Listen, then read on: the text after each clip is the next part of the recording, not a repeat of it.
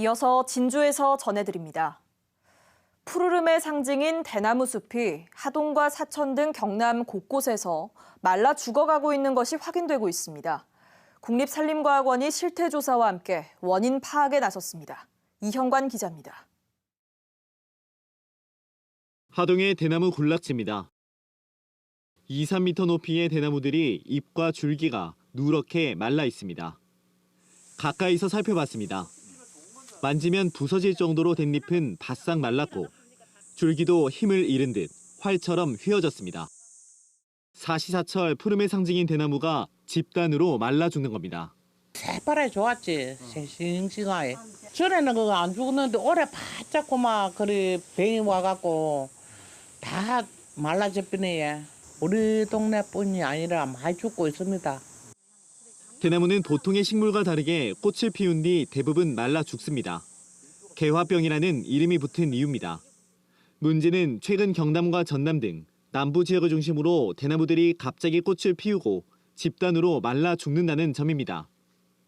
국립산림과학원이 지난달 사천과 하동, 밀양 등 경남 7개 시군 대나무숲 73곳을 조사한 결과 절반 가까운 32곳에서 고사가 진행되고 있고 17곳에서는 이미 집단 고사가 발생했습니다. 집단 고사 현상이 벌어진 대나무 밭입니다.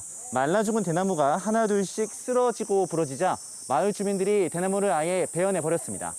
작년과 이제 비교했을 때 일부 국지적으로 이제 소면적에서 발생했던 것이 올해 같은 경우에는 산발적으로 대면적에서 발생하고 있다는 게 큰 문제점인 것 같습니다. 아직 대나무 개화와 집단 고사 원인은 밝혀지지 않았습니다.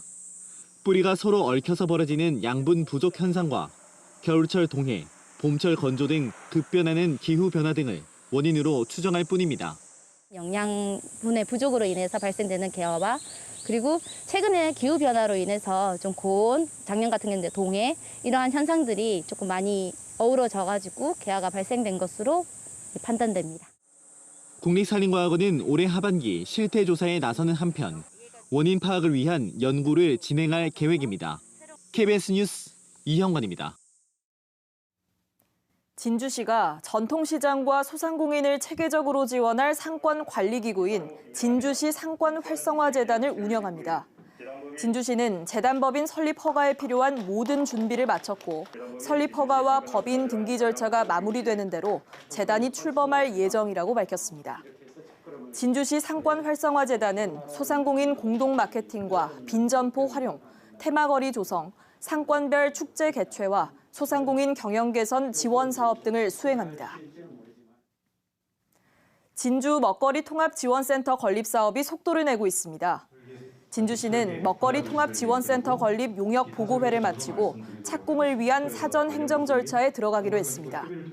진주시 문산읍에 97억 원을 들여 지을 예정인 먹거리 통합 지원센터는 학교와 공공기관, 복지시설 등 급식시설에 지역 농산물을 공급합니다.